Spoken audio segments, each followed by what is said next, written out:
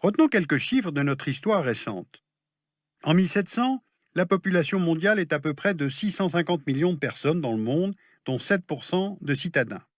En 1910, une population mondiale de 1,7 milliard d'habitants, dont 20% de citadins.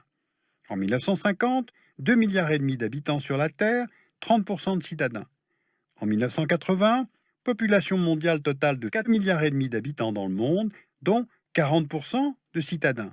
Enfin, 30 ans plus tard, en 2013, 7 milliards d'habitants dans le monde et 3,5 milliards de citadins, soit plus de 50% de la population mondiale.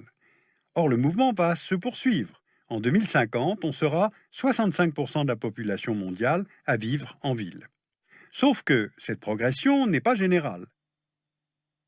Sur 100 ans, entre 1950 et 2050, regardez où s'opèrent les grandes croissances urbaines dans le monde.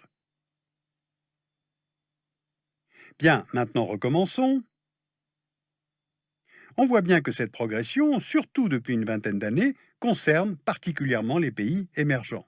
Ce ne sont plus les villes du Nord qui grossissent, mais les villes du Sud. Maintenant, troisième élément à retenir, la multiplication des villes géantes de plus de 10 millions d'habitants. En 1950, il y en avait deux, New York et Tokyo. En 2011, il y en avait 23, dont 5 seulement au nord. En 2025, il y en aura 37, et la très grande majorité d'entre elles sera au sud. Là encore, le constat est le même, l'essentiel de la croissance des mégacités se fera dans les villes d'Asie et les villes d'Amérique latine.